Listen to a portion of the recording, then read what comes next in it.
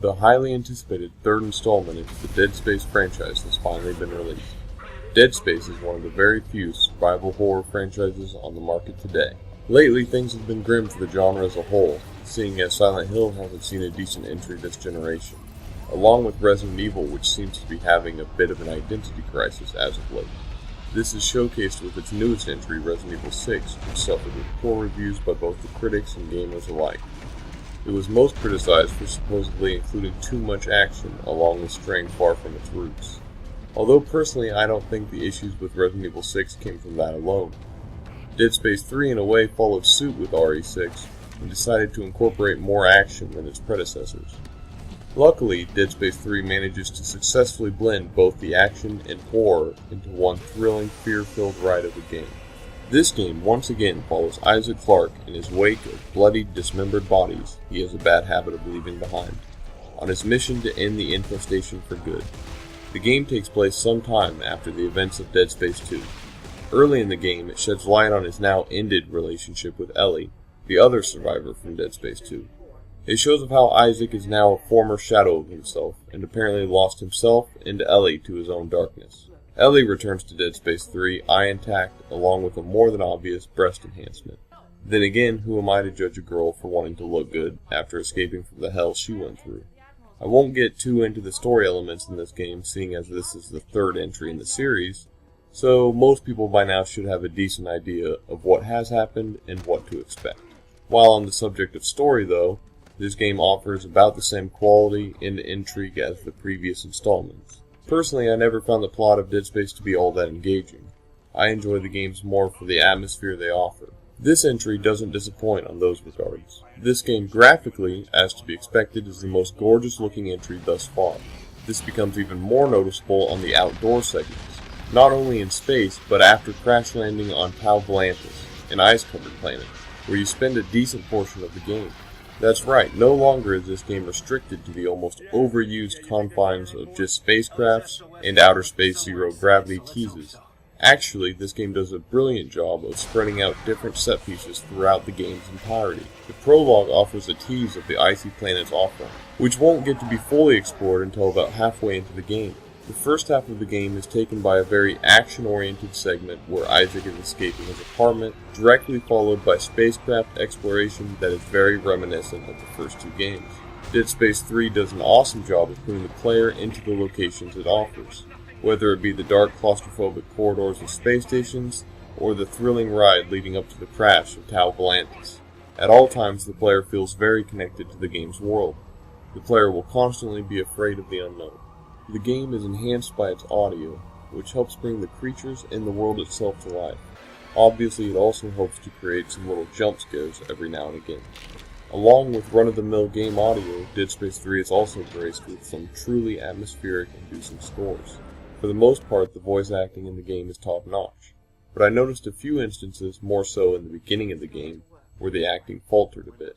Not sure if this was because of some weak writing, or just a few lines of dialogue that the actor or actress didn't quite nail right. Structurally, at its core, this is still the same linear, chapter-based gorefest we have become accustomed to expect in a Dead Space game. Some design, pacing, and weapon changes, though, have turned this game into something quite unlike its predecessors. In my opinion, all of these changes turned out for the better and made this game feel like a true sequel.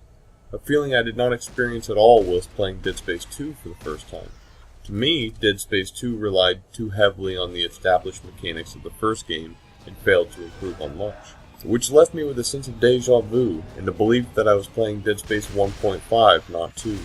I'm reviewing Dead Space 3 though, so allow me to explain how it improves on Dead Space 2's shortcomings. First off, and possibly the smartest change, was the differences made to the upgrade system. No longer will the player have to search for small nodes to place in sockets that increase a weapon's damage, reload, rate of fire, etc. No, now the player is able to build weapons from the ground up, along with the ability to save their creations as blueprints. These weapons are built from random parts found from scavenging the land, along with being able to obtain parts by sending out little scavenger bots.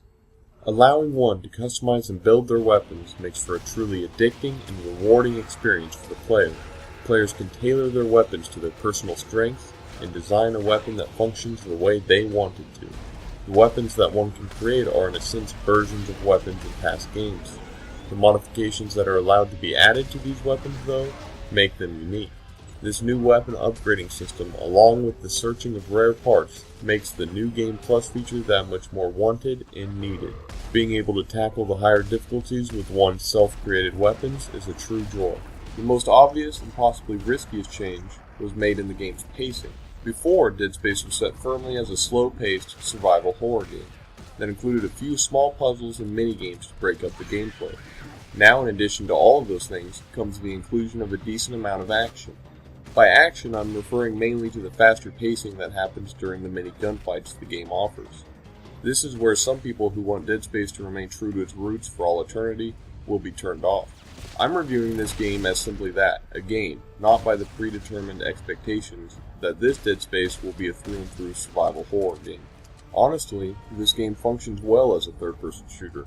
These gun versus gun, instead of gun versus monster segments, actually aid the game's overall pacing, which in turn stop it from falling into the same repetitious behavior that Dead Space 1 and 2 suffered from at times. For anyone who's skeptical about this game because of the addition of action, who fear it will bring about the game's downfall, can rest assured that the game's entirety is not like this. As previously mentioned, the first half of the game, at least after the apartment chapter, is actually very reminiscent of the past two games. It's in these segments where the game shines as a survival horror game. I'm not saying that the game doesn't feel at all like a survival horror game during the second half, it's just that during the second half, the action, faster pacing, and gun battles become much more frequent, causing the game to turn into more of your run-of-the-mill third-person shooter. The game surprisingly functions well as a shooter, with the addition of a small cover mechanic and the ability to roll out of danger. Sadly though, some flaws are noticeable during these segments. Nothing major, it's just Isaac's sluggish movements are really highlighted during these battles. This didn't really bother me, although I could definitely see where some people may get frustrated during these parts.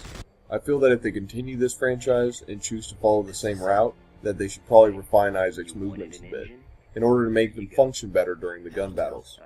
Another groaned about addition to Dead Space 3 is the addition of co-op, believing that it would make the game less scary.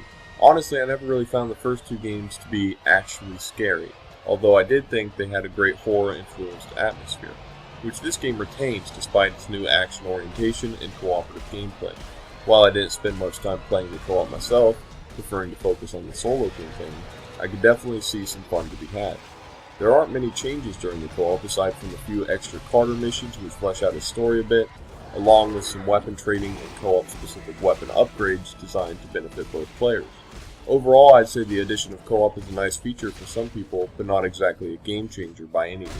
I also don't believe that adding cooperative hurt the single player experience in any way. Aside from the inclusion of action, the gameplay remains almost identical to past Dead Space games. Kinesis puzzles remain intact, along with the simple overriding doors minigame from Dead Space 2. Now there is a new override minigame as well, that is slightly more engaging and utilizes both joysticks. This new minigame was likely included because of the addition of co-op.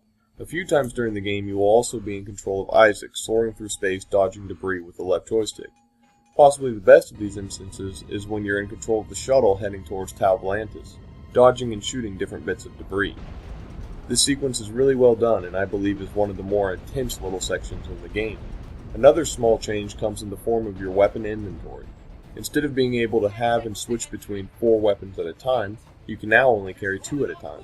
This change isn't really that big of a deal seeing as benches are frequent, plus the weapons you're carrying are tailored more towards your playstyle since you made them. Another flaw, well more of an issue this game has, is some lackluster boss battles. This isn't really mind-blowing though, seeing as Dead Space has always had poor boss battles. This game is even worse on that aspect though, with only 3 separate bosses in the game. One of the bosses you actually encounter on 3 separate occasions. Luckily, he is probably the most exciting boss fight. The second boss fight consists of a floating drill. Yes, really. During the fight, normal enemies are also sent to impede you. The third and final boss fight, while being grand, lacks intensity, although I still found it better than Dead Space 2's final boss fight. On top of being the riskiest and most diverse entry into the Dead Space franchise, it also manages to be the most fun to play. The game has an abundance of content and replayability, which is to be expected with a Dead Space game. It takes roughly 12 hours to complete the campaign on your first normal playthrough. With a unique weapon crafting feature, plenty of difficulties, and its ability to addict the player, makes the overall package offer more along the lines of 20 to 40 hours before this one hits the bookshelf. Dead Space 3 manages to mix action and survival horror into a game that satisfies. The game is the most polished and refined addition to the franchise. All of the new additions in the game were smart design choices that makes for the most diverse Dead Space experience thus far. The game suffers from the same lackluster boss battles of previous games and another typical plotline. Dead Space fans should tread carefully approaching this game, seeing as at times it strays from its roots. Although people who weren't fond of Dead Space before may want to give this one a try, seeing as it's quite a bit different. Some small flaws in the gameplay are also noticeable during the game's gun battles. Overall, though, Dead Space redefines itself and does so extremely well. Diversifying the game's pacing prevents the game from ever becoming tedious or boring. Visceral Games have created a truly unique experience to an already beloved franchise. It is unknown to me whether this will be the conclusion of the Dead Space franchise or not, but if so, this is a most deserving ending. Dead Space 3 gets a 9.3 out of 10.